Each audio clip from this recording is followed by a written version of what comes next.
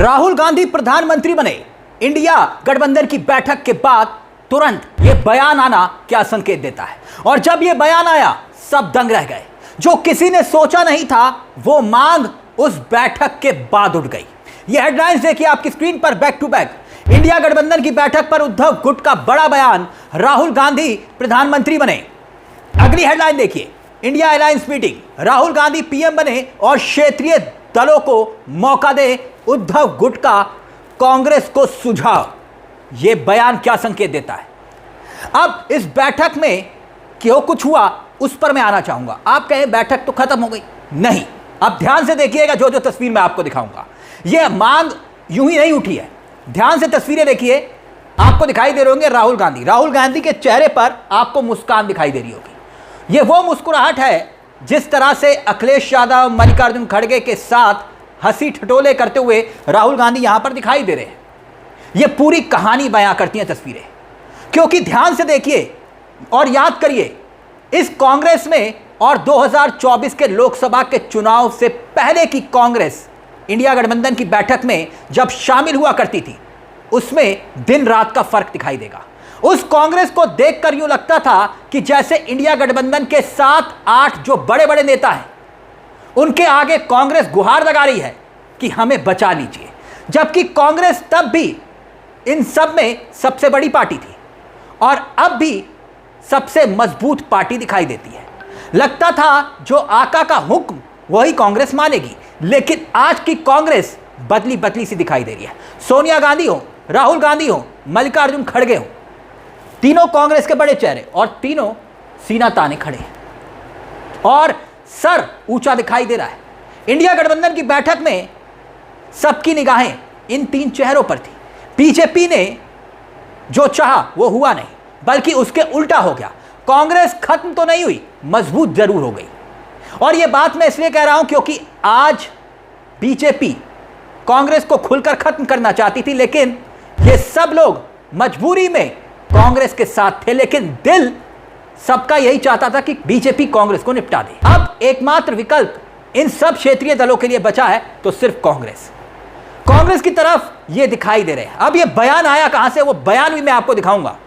मगर ममता बनर्जी 2024 से पहले इंडिया गठबंधन की बैठक में जब आती थी, जिसने नीतीश कुमार की वजह से इंडिया गठबंधन को टूटने तक का रिस्क ले लिया था, और अब ममता बनर्जी उसी बैठक में बैठी हैं। समय का चक्र देखिए, जो कहानी बयां हो रहा है, यह सबसे बड़ा उदाहरण है। क्यों हमने राहुल गांधी का जिक्र किया यहां पर? अखिलेश यादव जो कल तक कांग्रेस को सीरियसली नहीं लेते थे, यह वक्त का समय, घटना चक्र, पहिया घूमना। अब इस बैठक में 5 मुद्दों पर 25 पार्टियों ने मंथन किया। जानते हैं वो 5 मुद्दों में से 3 मुद्दे राहुल गांधी के हैं। वो कैसे वो मैं आपको बताऊंगा। लेकिन शिवसेना उद्धव गुट के प्रवक्ता हैं आनंद दुबे। जी हां, आनंद दुबे क्या कह रहे हैं जानते हैं? देखिए आपकी स्क्रीन पर।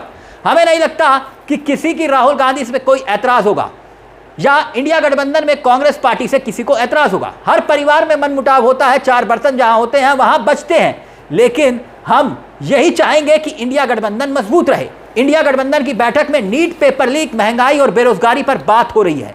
राजनीति में हर आदमी को आप खुश नहीं कर सकते। कुछ गठबंधन के साथी नाराज हो जाते हैं, लेकिन बात यहां पर खत्म नहीं होती। अब बात आगे जो आनंद दुबे ने कही है ना, वही सबसे महत्वपूर्ण है।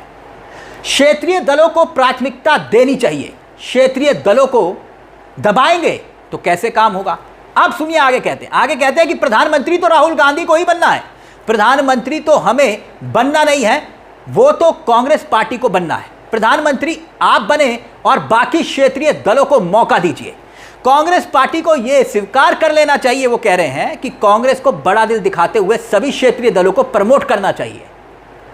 बदले में क्षेत्रीय दल राहुल गांधी को प्रमोट करेंगे और प्रधानमंत्री राहुल गांधी बनेंगे। यानी आनंद दुबे कह रहे हैं कि भैया राहुल गांधी का नेतृत्व कबूल है।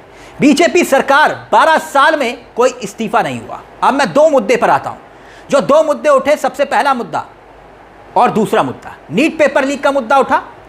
सीबीएसई से लेकर नीट पेपर लीक के मुद्दे पर सड़कों पर कौन है? अखिलेश यादव? नहीं ना। ममता बनर्जी की पार्टी? नहीं ना। तेजस्वी यादव की पार्टी? नहीं ना। कांग्रेस की यूथ विंग। तो पहला पॉइंट कांग्रेस का जो सीधे तौर पर डंके की चोट पर इंडिया गठबंधन में कबूल हुआ, वो राहुल गांधी का मुद्दा। अब दूसरे मुद्दे पर आइए, point number 2। Chief justice of India को चिट्ठी लिखी गई। चिट्ठी लिखी जाएगी, यही तय हुआ है ना कि भाई एसआईआर के मुद्दे पर, वोट चोरी के मुद्दे पर, वोट काटने के मुद्दे पर हम चीफ जस्टिस ऑफ इंडिया को सीधा चिट्ठी लिखेंगे। अब इसके पर्दे की कहानी क्या है, क्यों कहा जा रहा है ये दोनों मुद्दे राहुल गांधी के ही मुद्दे हैं जो सबसे पहले मोहर लगा। पहले राहुल गांधी ने दावा किया था, याद करिए दावा क्या था, सिस्टम के अंदर बगावत का। और दावे में सीधे तौर पर कहा गया था, राहुल गांधी का बयान था कि मुझ तक इंफॉर्मेशन आ रही है, चीफ इलेक्शन कमिश्नर और इलेक्शन ऑफिस से मुझे रोज इंफॉर्मेशन आ रही है। उससे पहले इंडिया गठबंधन की जब भी कोई बैठक होती थी, जब भी कोई डिसीजन लिया जाता था, तब क्या कहा जाता था कि मुख्य चुनाव आयुक्त पर सीधे तौर पर हमला बोला जाता था, ज्ञानेश कुमार गुप्ता पर। याद आया आपको? इस बैठक में क्या किसी ने यह कहा कि ज्ञानेश कुमार गुप्ता पर एक्शन होना चाहिए? क्यों नहीं कहा? यही सबसे बड़ी कहानी यहां पर निकल कर आ रही है। और ठीक उसी वक्त यह माना गया कि भाई राहुल गांधी ने जब यह बात रखी कि पाले में चीफ जस्टिस ऑफ इंडिया के गेंद डाल दीजिए, यानी मुख्य चुनाव आयोग, चुनाव आयुक्तों और बाकी चुनाव आयुक्तों को सीधे सीधे निशाने पर नहीं लिया गया, क्योंकि यह मुद्दा है ममता बनर्जी का खास। इसीलिए इस मुद्दे को सबसे पहले रखना ही था, लेकिन घुमा के चालाकी से चीफ जस्टिस ऑफ इंडिया की तरफ इसे मोड़ दिया गया। यानी कि सीधे तौर पर राहुल गांधी ने दोनों अहम मुद्दों को उठाया और दोनों अहम मुद्दों पर मोहर लग गई। इंडिया गठबंधन ने मानो यह हामी भर दी कि हां, इस मुद्दे पर सड़कों पर उतरा जाएगा, इस लड़ाई को लड़ा जाएगा। यानी कि नेतृत्व क्या राहुल गांधी का कबूल ममता बनर्जी, अखिलेश यादव को भी है, जो अब खुलकर कहा जा रहा है। और उद्धव ठाकरे की पार्टी से आवाज उठ गई कि राहुल गांधी को प्रधानमंत्री घोषित करो। फिलहाल इस पूरे मुद्दे को लेकर आपकी क्या राय है, आपको क्या लगता है? और इसी बीच क्योंकि एक बड़ी खबर भी आई थी, आपको याद होगा जब यह बैठक शुरू होने वाली थी, ठीक उससे पहले बीजेपी ने एक गलती की।